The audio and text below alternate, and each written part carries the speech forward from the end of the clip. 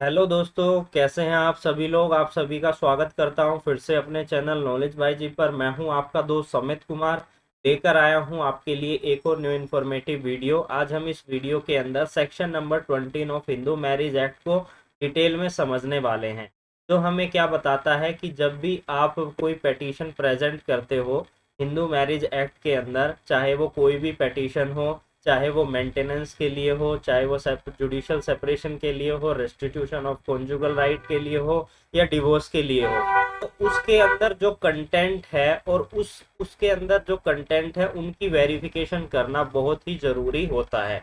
और इससे रिलेटेड हमारा आज का सेक्शन है।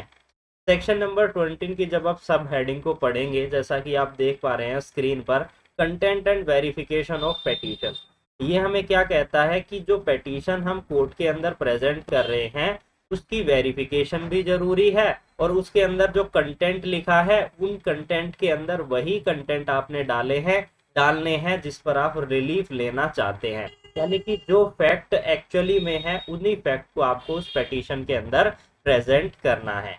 क्या कह रहा है ये section? Every petition present under this act shall state as distinctly as the nature of the case permit the fact on which the claim to relief is founded। यानी कि हर पेटिशन, जितनी भी तरह की पेटिशन कोर्ट के अंदर present की जाती है, उन सभी के फैक्ट अलग होते हैं, और वो फैक्ट को आपको उस पेटिशन के अंदर प्रेजेंट करना है।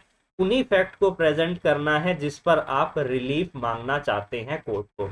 यानी कि जुडिशियल सेपरेशन के लिए आपने पिटीशन डाली है, तो उसके संबंधित आपके साथ कौन कौन से आपके फैक्ट हैं, क्यों वो आपको छोड़कर चली गई, क्या रीजन था, उनको सभी फैक्ट को आपको पिटीशन में प्रेजेंट करना है। बात करें आगे क्या कहा गया है, accept in the petition under section number 11।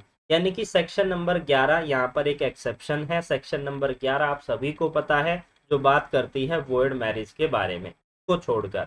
अब यहाँ पर आपको ये ध्यान रखना है, जब भी आप कोई भी पिटीशन हिंदू मैरिज एक्ट के अंदर किसी भी तरीका का आप रिलीफ लेना चाहते हैं, तो ऐसे में आपको पिटीशन के अंदर यह मेंशन करना होगा कि पार्टीज का एक दूसरे के बीच में किसी तरीके का कलूजन नहीं है। कलूजन, इसका क्या मतलब होता है? कलूजन का मतलब होता है आपस में मिली भगत नहीं है। यानी कि आपस में मिलकर पिटीशन डाल दी, कुछ झूठे फैक्ट डाल दिए और कोर्ट में पिटीशन प्रेजेंट कर दी। अब यहाँ पर डिसीव कुछ कंसीलमेंट की है कोर्ट के साथ, यानी कि कोर्ट को मिस रिप्रेजेंट करने का उनका यहाँ पर इरादा है, इसलिए उन्होंने आपस में कलूजन करके इस पिटीशन को प्रेजेंट किया है। तो ये कलूजन जो है नहीं होना चाहिए, ये स्पेसिफिकली यहाँ पर मेंशन किया गया है। तो सब सेक्शन 1 क्या कहती है? सबसे पहली बात ये कहती है कि जितनी भी पिटीशन प्रेजेंट की जाएगी इस एक्ट के अंदर, उन सभी के फैक्ट अलग अलग होंगे, और जिस जिस फैक्ट पर जिस पर आप रिलीफ लेना चाहते हैं उस फैक्ट को आपको यहाँ पर मेंशन करना है उस पिटीशन के अंदर, जिस पर आप एक्चुअली में रिलीफ मांगना चाहते हैं। किसी भी तरीके का कंसीलमेंट नहीं करना है कोर्ट के साथ, यानी कि कोर्ट को ऐसे फैक्ट नहीं बताने हैं जो आपके साथ हुए ही नहीं है। दूसरी चीज, कलूजन नहीं होना चाहिए पार्टीज के बीच में, कि आपस में मिली भगत नहीं होना चाहिए। सब सेक्शन 2 हमें क्या कहती है? वो यह कहती है कि जो पिटीशन के अंदर स्टेटमेंट हम लिखते हैं कि हमारे ये फैक्ट हैं, ये जितने भी फैक्ट होते हैं इन सभी को वेरीफाई करना भी बहुत ही ज़रूरी है। यहाँ पर जब सबसेक्शन 1 को हम पढ़ते हैं वहाँ पर शेल वर्ड का यूज़ हुआ है, सबसेक्शन 2 को पढ़ते हैं वहाँ पर भी शेल वर्ड का यूज़ हो रहा है।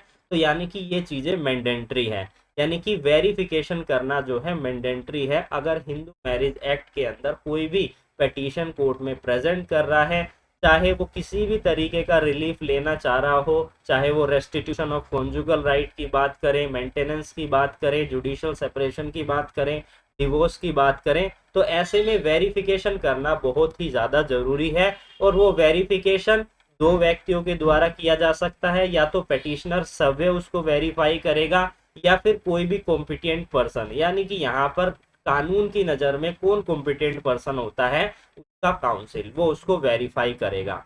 और इस वेरिफिकेशन को एज एन एविडेंस के रूप में भी रखा जाएगा, यानी कि एविडेंस के रूप में माना जाएगा, जो यहाँ पर मेंशन किया गया है।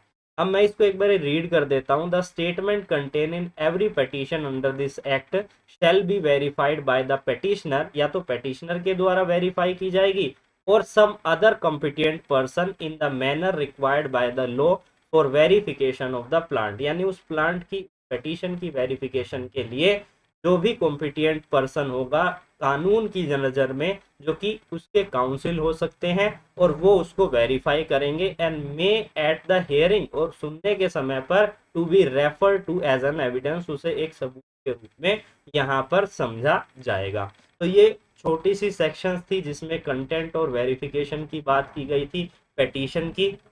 आई होप आपको ये वीडियो अच्छी लगी होगी और इससे आप इंफॉर्मेशन ले पाए होंगे।